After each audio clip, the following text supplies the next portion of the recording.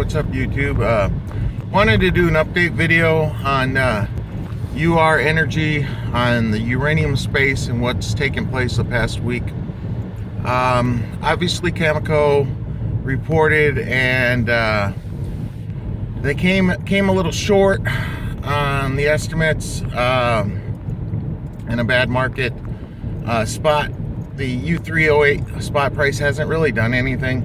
It's kind of stagnated and dropped 10 cents, then dropped 20 cents, then dropped 40 cents over the past successful weeks and consecutive weeks. And I wouldn't really put too much into that. There's not a lot of activity, a lot of transactions being done at this time. I expect, well, let's concentrate on URG. They did a private placement, as you know,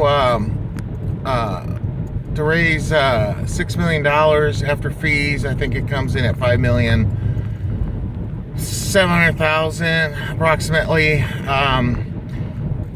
They're adding 12 million shares to the float, which will take the float from 130 million to 142 million. You got Cantor, you've got Dundee, and you've got Raymond James, part of that private placement. They're restricted from reporting on the company, I think, for 30 days from the close date, which is February 17th. But I don't know if the fact that they can purchase more would delay that. But I do expect about the third week of March forward, you're going to see a lot of momentum in the space. Obama's got that big conference April 1st, and I think you'll see spot starting to move up, and people, specifically the utilities, getting a little nervous going into Q3 because there's a 30% shortage of unfilled requirements just in the United States alone. And going into Q3, I think you're going to see those utilities put the foot on the gas and start making some purchases for long-term contracts. And then they're going to feel like geniuses because you're going to see spot price moving up. Sorry for the weird angles, but I'm turning and crap. But I really think URG is going to take off, and this will be definitely something that's part of our past. I think it was a smart equity raise. And you got to remember the most important thing here. You know, I've seen a lot of criticism aimed at the CEO, but I don't think it's warranted. I think you got to look at the big picture, and the big picture is okay, they've set out their timeline, what they plan to achieve without diluting, and there's a new wrinkle, and it's a good wrinkle. The good wrinkle is not once but twice you've got revisions up on what they have at Lost Creek, and then they put in a request for approval of doubling the space of their Lost Creek property, and that's going to cost money to build, obviously, because it's like now instead of having one mine at Lost Creek area, you're going to have two, basically. I mean, that's what it comes down to. It's been a very rewarding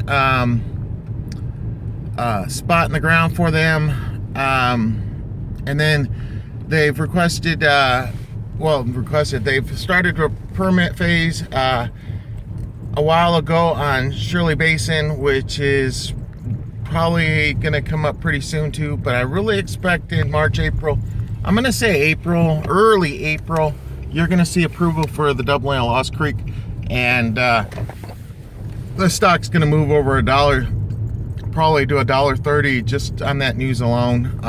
Not in one trading session, but over like a week and a half, 2 week period. And going forward, I mean, I feel like you're gonna feel like, damn, I wish I could have bought more this past couple weeks. I picked up 7,000 shares over Tuesday and Wednesday, and today I bought 3,000 shares at 50 cents even. I bought another 2,000 shares at 48 cents, and I picked up another 2,000 shares at 49 cents today. Takes my total to 65,000 shares overall. It'll take me a little while to get to my 100,000 shares goal, because I'm paying down some debt and, you know, recovering from the holidays and stuff. But I want to pay off my credit card debt, get debt free. All my cars are paid off. Sold my Armada because I didn't want to sit there and pay the $70 a month on the insurance for a vehicle that just sits there and I only use twice a year for trips. But yes, when I'm debt free, I've got the low principal total left on my house. I owe $38,900 in principal left on a $200,000 home. So yes, I want to get that paid off too. But once I'm debt free for my 2 credit cards, everything I can manage, I'll put a little towards my mortgage principal, but I'll be putting more towards UR Energy. I really think it's the class of the sector. I don't think you can go wrong with any of the uranium companies. There's not a whole lot to choose from. There's just not that many, you know. And of the ones that trade on the U.S. stock or stock market, but you know what they say. All tides raise all ships, right? So even the ones that I'm not fans of, they're going to go up too. But I'm looking at the long term, and I just think that UR Energy is the one that's really going to turn into a real mature powerhouse. Chemical, of course, is the leader right now. But they got that lawsuit hanging over the head, and you know, I'm not going to speak for what the Canadian government's going to do in that case, but I know, as far as worst case scenario, they can get $8 billion out of that lawsuit, and that's no small chunk of change. And then the other one that I really like, Energy Fuels, their cost is higher, you know, than UR Energy, and it just seems like UR Energy's expanding and not getting too ahead of themselves. Like, they're not overbuying or overextending themselves, but you know, moving on in a very adequate pace, that by the time they bring Sterling Basin online, Lost Soldier,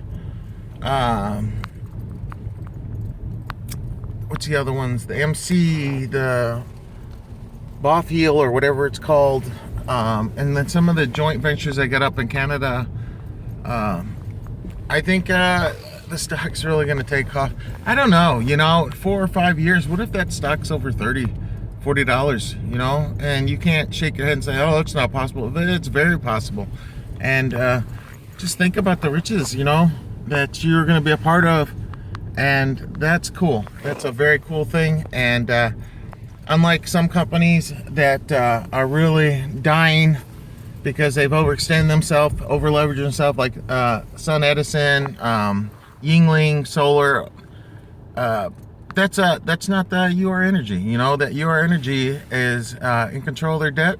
I see with spot moving up, they're already bringing in 7 million to 8 million a quarter. They're averaging 40 million for the year based on the last 8 quarters. They'll wipe that debt clean, you know. And I'm home now, but I just wanted to share my thoughts. Don't panic. Stock went down to 46 cents and a half. That's just noise. That's the way you got to look at it. It's all noise, and there's nothing more to it. Cantor Fitzgerald, Dundee, and Raymond James said that they will, you know, they agreed in principle to the 50 cents a share. Obviously, you got to think about that. Why would investment firms, brokerages that cover the commodity space, and specifically, you know, gold, silver, oil, in uranium, why would they want to be on board? And why, based on what I've been researching, why was there a fight to get maneuverability and who got the most shares? Cantor got the most shares, but I just expect this to be a really, really amazing story in this space. And 2018, 2019, 2020, whatever your horizon is, bam, you're going to be a rich motherfucker. Thanks for watching. Bye.